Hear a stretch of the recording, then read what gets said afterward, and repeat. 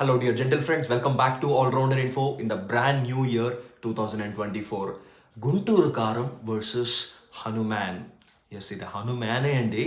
హనుమాన్ అని చెప్పి చాలామంది చెప్తున్నారు. మన డైరెక్టర్ గారు ప్రశాంత్ వర్మ గారు చాలా ఇంటర్వ్యూస్లో పదే పదే చెప్తున్నారు, హనుమాన్ అని పిలుస్తారా సంతోషమే, బట్ యాక్చువల్లీ ఇది హనుమాన్ అని చెప్పి.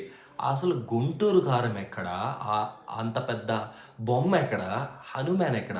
అసలు గుంటూరు కారం వర్సెస్ హనుమాన్ ఏంట్రా బాబు అని చెప్పి చాలామంది అనుకోవచ్చు. బట్ చాలా విషయాలు ఉన్నాయండి ఎందుకు గుంటూరు కారం వర్సెస్ హనుమాన్గా అయింది. ఈ రెండు సినిమాలో ఏ సినిమా బాగుండిపోతుంది, ఏ సినిమా పైన జనాల యొక్క ఎక్స్పెక్టేషన్స్ ఎలా ఉన్నాయి, నా ఎక్స్పెక్టేషన్స్ ఎలా ఉన్నాయి, అసలు గుంటూరు కారాన్ని ఢీ కొట్టే క్వాలిటీస్ హనుమాన్కి ఏమాత్రం ఉందా, ఇట్లాంటి విషయాలంతా కూడా చాలా క్రిస్టల్ క్లియర్గా మాట్లాడేసుకుందాం. ఫస్ట్ ఆఫ్ ఆల్ గుంటూరు కారం విషయానికి వచ్చేద్దాం. క్రేజీ ప్రాజెక్ట్ ఇది. సో మనకందరికీ తెలుసు, సూపర్ స్టార్ మహేష్ బాబు గారి ఫ్యాన్స్కి అందరికీ కూడా త్రివిక్రమ్ శ్రీనివాస్ అంటే చాలా చాలా ఇష్టం. మాటల మాంత్రికుడు అని చెప్పి చెప్పుకుంటారు. సో అట్లాంటి మాటల మాంత్రికుడికి ఫస్ట్ బ్రేక్ ఇచ్చింది మహేష్ బాబు గారే అతడు సినిమా ద్వారా. సో త్రివిక్రమ్ శ్రీనివాస్ గారు అంటేనే మనకందరికీ గుర్తొచ్చేది ఆయన యొక్క పంచ్ లైన్స్, వన్ లైనర్స్ అంటాం. సో అటువంటి వన్ లైనర్స్ కోసం చాలా వెయిట్ చేస్తాం ఆయన సినిమాల గురించి. సో ఆయన టీజర్తోనే లేకపోతే ఆయన యొక్క ఆడియోతోనే చాలా వరకు ఆయన ఎక్స్పెక్టేషన్స్ని క్రియేట్ చేస్తారు. సో అలాగే క్రియేట్ అయింది అలవైకుంఠపురంలో కానివ్వండి, లేకపోతే అంతకుముందు వచ్చిన అరవింద సమేత వీరరాఘవ కానివ్వండి. సో ఈ రెండు సినిమాలు కూడా హైప్ చాలా చాలా ముందుగానే బిల్డప్ అయిపోయింది తమన్ గారి మ్యూజిక్తో. అరవింద సమేత ఇంకా నాకు గుర్తుంది చాలా చాలా గట్టిగా. సో సాంగ్స్ ఒక్కొక్కటి రిలీజ్ అవుతుంటే దాని హైప్ కూడా పెరిగిపోయింది. సో మరీ ముఖ్యంగా జూనియర్ ఎన్టీఆర్ గారిని కొత్తగా ప్రజెంట్ చేశారు, సిక్స్ ప్యాక్ లుక్తో అంతా కూడా ప్రజెంట్ చేశారు. సో అదంతా కూడా హైప్ క్రియేట్ చేయడానికి ఫస్ట్ లుక్ పోస్టర్ కానివ్వండి, తర్వాత రిలీజ్ అయిన సాంగ్స్ కానివ్వండి, ఆ బజ్ అనేది ఆటోమేటిక్గా ఆ సినిమా క్రియేట్ అయిపోయింది. ఇక అలవైకుంఠపురంలో గురించి ఎంత ఎక్కువ చెప్పుకున్నా అది తక్కువే. ఆ సినిమా బజ్ అనేది ఒక్కొక్క సాంగ్ రిలీజ్ అవుతూ ఉంటే అదే రేంజ్లో దానిపైన ఎక్స్పెక్టేషన్స్ కూడా పెరిగిపోయాయి. ఒక్కొక్క సాంగ్ ఇంకొక సాంగ్ని మించే విధంగా ఉంది. ప్రోమోస్ కానివ్వండి, ఫస్ట్ లుక్ కానీ సెకండ్ లుక్ పోస్టర్స్ కానివ్వండి, వాళ్ళు రిలీజ్ చేసిన టీజర్స్ కానివ్వండి, సినిమా ఎక్స్పెక్టేషన్స్ని భారీగా పెంచాయి. మరి గుంటూరు కారంకి వచ్చేసరికి ఇక్కడేనండి కారం బాగా బాగా తక్కువైంది. గత 2 సినిమాలకి, త్రివిక్రమ్ శ్రీనివాస్ గారి సినిమాలకి ఏదైతే హైప్ని తీసుకొచ్చాయో మరి దీనికి అదే నెగటివ్గా మారిందని నా ఒపీనియన్ అండి. అసలు ఫస్ట్ లుక్ పోస్టర్ నుంచి ఇప్పుడు రిలీజ్ చేస్తున్న పోస్టర్స్ వరకు కొంతమంది ఫ్యాన్స్ వదులుకోలేక, super star fans, crazy fans అంటాం కదా, వదులుకోలేక అరే చించి పడేశాడు, గిచ్చి పడేశాడు, సూపర్గా ఉన్నాయి లుక్స్ అని చెప్తున్నారే కానీ నాకు మాత్రం అంత అపీల్, ఒక హైప్ క్రియేట్ చేసే విధంగా ఏ పోస్టర్స్ కూడా అనిపించలేదు.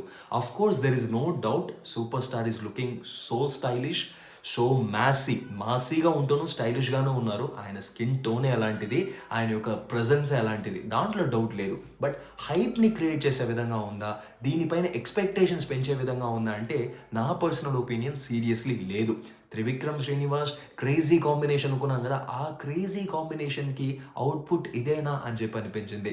ఇక సాంగ్స్ గురించి నిజంగా చెప్తున్నాను, ఎంత తక్కువ మాట్లాడుకుంటే అంత మంచిది అనిపిస్తుంది. ఎందుకంటే ఇంతకు ముందు రిలీజ్ అయిన త్రివిక్రమ్ శ్రీనివాస్ గారి సినిమాల్లో సాంగ్స్ ఏ రేంజ్లో ఉన్నాయో దానికి అలాగే ఉల్టా అయిపోయినాయి ఈ సాంగ్స్ అని చెప్పాలి. అసలు సాంగ్స్ ఏది కూడా నాకు పెద్ద ఇంపాక్ట్ క్రియేట్ చేయలేదు. మళ్ళీ మళ్ళీ వినాలి, లూప్లో వినాలి అనిపించేవి ఇంతకుముందు వీళ్ళ కాంబినేషన్లో వచ్చిన సాంగ్స్, తమన్ గారి యొక్క, త్రివిక్రమ్ గారి యొక్క కాంబినేషన్లో వచ్చిన సాంగ్స్.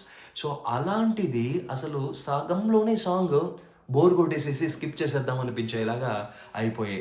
అందులో సాంగ్స్ క్రియేట్ చేసిన కాంట్రవర్సీ అంతా ఇంత కాదు. సెకండ్ సాంగ్ రిలీజ్ అవ్వడంతో లిరిసిస్ట్ రామజోగయ్య శాస్త్రి గారు నేను సోషల్ మీడియా నుంచే వెళ్ళిపోతానన్నంతగా ఆయన్ని ఇబ్బంది పెట్టాయి దాంట్లోని లిరిక్స్. సో మరీ ముఖ్యంగా కుర్చీ మడత పెట్టి అనే సాంగ్ ఏ రేంజ్లో కాంట్రవర్సీని క్రియేట్ చేస్తుందో అందరికీ తెలిసిందే. సీరియస్లీ చెప్తున్నానండి, కుర్చీ మడత పెట్టి అనగానే తర్వాత మంచి పదం ఏమైనా మీకు గుర్తొస్తుందా? గుర్తొచ్చేది భూతేగా.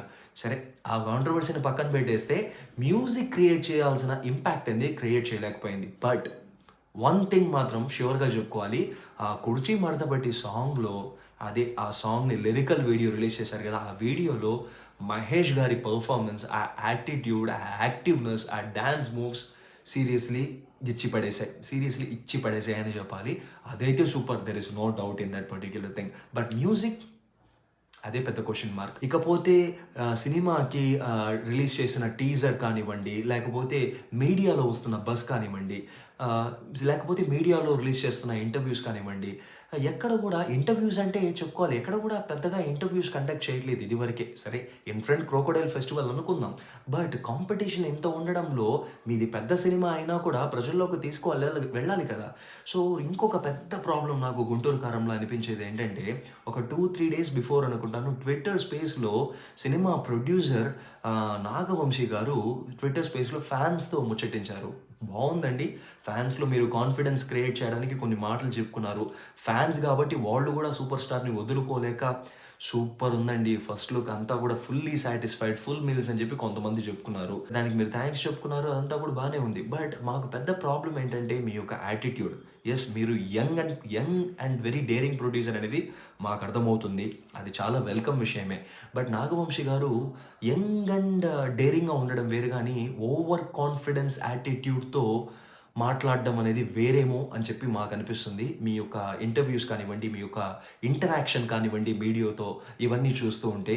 రీసెంట్‌గా గూడా ఒక ప్రొడ్యూసర్స్ 4 మెంబర్స్ ప్రొడ్యూసర్స్ అంతా కూర్చొని చక్కగా ఎం9 యూట్యూబ్ ఛానెల్‌లో వాళ్ళు ఇచ్చిన ఇంటరాక్టివ్ వీడియోలో కూడా యెస్ 'దిల్ రాజు' గారిది యాటిట్యూడే. బట్ ఆ యాటిట్యూడ్‌లో ఎక్కడో ఒక మూల ఆయన యొక్క ఎక్స్‌పీరియన్స్ కానివ్వండి, ఆయన యొక్క సెల్ఫ్ కాన్ఫిడెన్స్ కనిపిస్తుంది. బట్ మీరిచ్చే ఇంటర్వ్యూస్‌లో గానీ, ఇంటరాక్షన్స్‌లో గానీ ఈ వీడియోని చూసి తప్పుగా అనుకున్నా పర్లేదు కానీ, మాకు ఒక ఓవర్ కాన్ఫిడెన్సో లేకపోతే ఒక హైప్డ్ యాటిట్యూడే కనిపిస్తుంది. సూపర్ స్టార్‌తో సినిమా తీశారు. చాలా గొప్ప విషయం, సంతోషం. బట్ దాన్ని ప్రమోట్ చేయాల్సిన విషయం ఆ పద్ధతి అనేది కరెక్ట్‌గా వెళ్ళట్లేదేమో అనేది ఒక సినిమా ఫ్యాన్‌గా నాకనిపించిన విషయాన్ని మీకు షేర్ చేస్తున్నాను.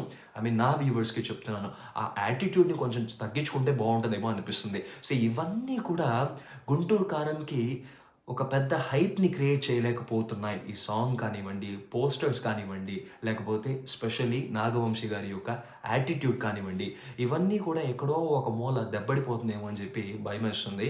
సో పెద్ద బడ్జెట్ సినిమాలు కూడా హిట్ అవ్వడం చాలా చాలా అవసరం ఇండస్ట్రీకి.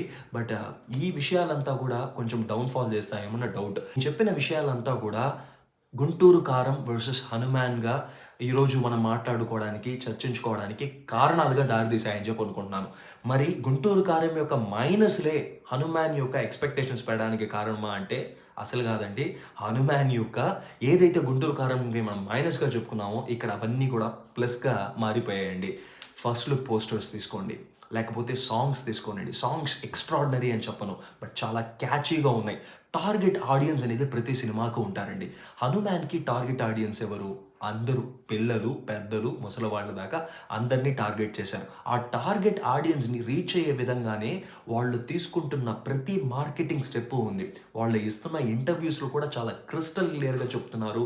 'తేజ సజ్జా' ఇంటర్వ్యూస్ కానివ్వండి, లేకపోతే డైరెక్టర్ ప్రశాంత్ వర్మ గారి ఇంటర్వ్యూస్ కానివ్వండి, ప్రొడ్యూసర్ ఇచ్చే ఇంటర్వ్యూస్ కానివ్వండి, చాలా క్రిస్టల్ క్లియర్‌గా చెప్తున్నాయి. ఈ సినిమా అందరి కోసం 6-60 ఏళ్ల వరకు ప్రతి ఒక్కళ్ళు ఎంజాయ్ చేసే సినిమా అని చెప్పి.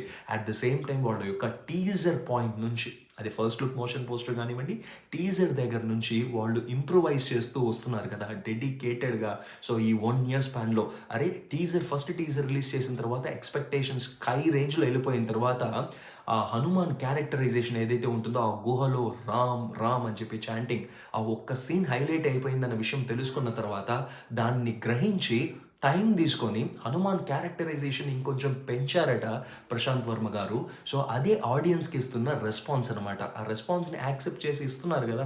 Thought is very important for the director. Audience పల్స్‌ని రీడ్ చేస్తూ టైం అయినా పర్లేదు బెస్ట్ ఇస్తాం. ఓహో! మన దగ్గర నుంచి ఇదే ఎక్స్‌పెక్ట్ చేస్తున్నారని చెప్పి రిసీవ్ చేసుకొని తర్వాత వచ్చిన టీజర్స్‌లో కానివ్వండి, పోస్టర్స్‌లో కానివ్వండి, ఆడియన్స్ కోరుకున్న విషయాన్ని తగ్గట్టుగా ఇచ్చిన విధానం hats off to Prashanth Varma and to the production house అనమాట.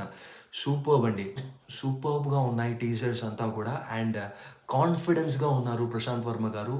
ప్రతి ఇంటర్వ్యూలోనూ మనకు తెలుస్తుంది. సో ఇవన్నీ కూడా ఆటోమేటిక్‌గా 'గుంటూరు కారం' వర్సెస్ 'హనుమాన్‌గా' ఈరోజు మనం మాట్లాడుకునేలాగా చేశాయని చెప్పుకోవచ్చు.